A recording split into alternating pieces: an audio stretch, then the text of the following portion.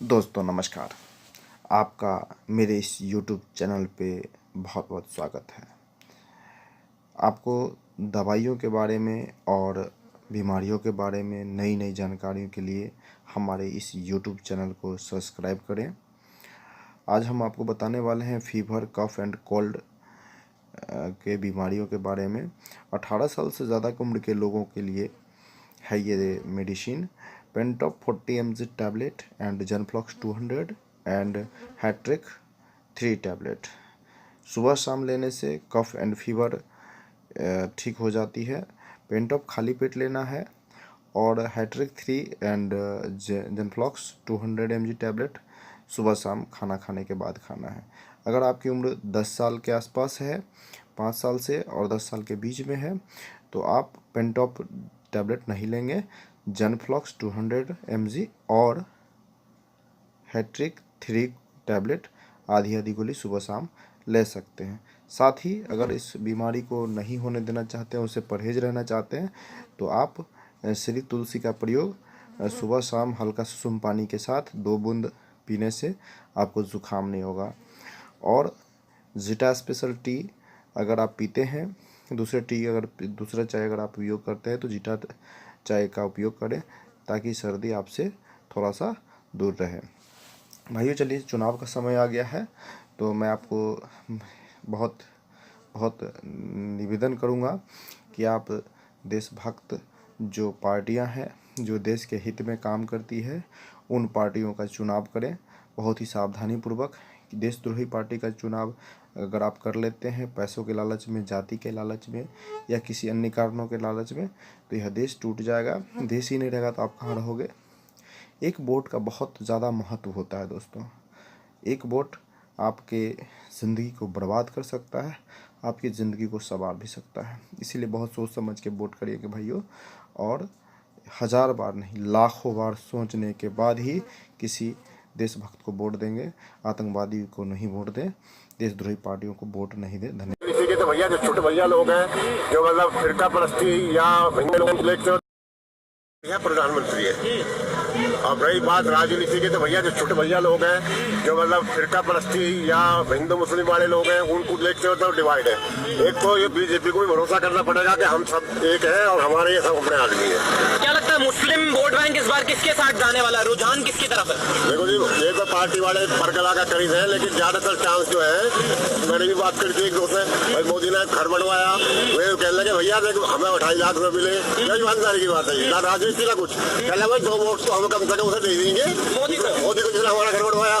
तो हमें तो भैया विकास से मसला था। अब ये अलग जाना हिंदू मुस्लिम वाले या हमारे विश्वास खत्म है। बहुत से लोग ऐसे है ना कि भाई ये तो वोट मुसलमान है तो बीजेपी को देने के नहीं है, ये गलत फहमी है। ये गलत फहमी है, वोट तो पहुंचेगी। क्या लगता है भाईजान, कहीं ना काम खत्म हो गया तो लपेट दिया है? नहीं, ऐसा नहीं है।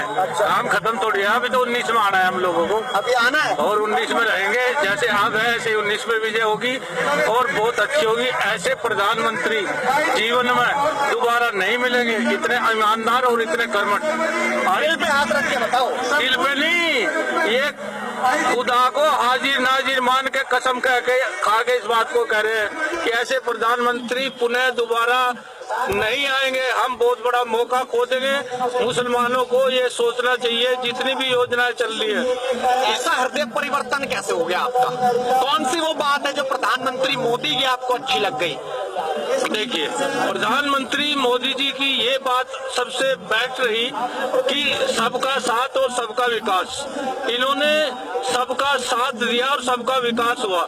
जितनी भी प्रधानमंत्री जी की, हमारी उत्तर प्रदेश सरकार योगी जी की योजनाएं चल रही हैं, सब योजनाएं मुसलमान को 70% लाभ मिल रहा है। आपको क्या फायदा हुआ?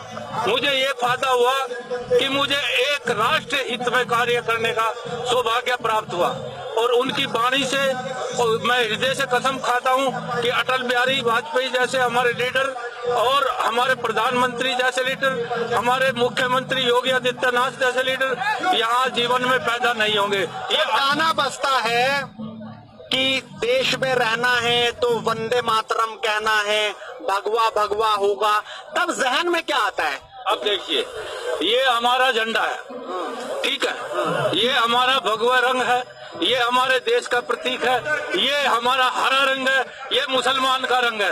तो इस झंडे से ही आप समझ जाएंगे कि हिंदू मुसलमान की एकता का झंडा है। अच्छा, नाम क्या है आपका? खुर्शीद मलिक चिश्ती। तो अब तस्वीर 2019 की है, एक तरफ तो राहुल गांधी है, तमाम विपक्ष है, दूसरी तरफ प्रधानमंत्री मोदी है। वो तस्वीर आपको कैसी नजर आ रही है? क्योंकि आपने शुरुआत झंडा खोलने से की थी, तो क्या ये झंडा इसी तरह से लहरेगा 2019 में भी? ये कमी आएगी?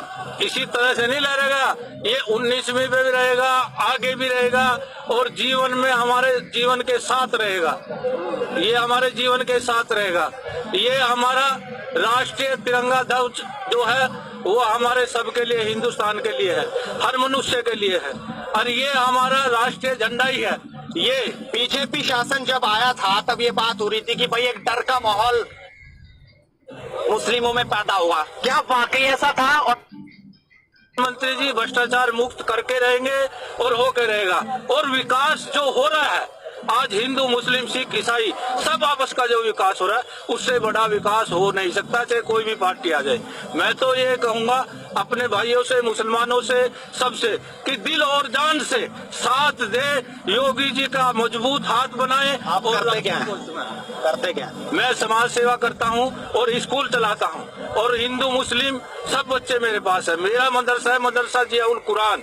उस मदरसे में 350 बच्चे हैं, 10 गांव से बच्चे आते हैं। 50% योगी जी जो हाईटेक मदरसा करने की बात कर रहे हैं, लगातार चल रही है आगे, आप उससे सहमत हैं? अरे मैं तो उससे पूरा सहमत हूँ। योगी जी तो हमारे आज आए, वो तो साधु है, उन्हें क्या चाहिए? कमंडल, उन्हें कुछ नहीं चाहिए।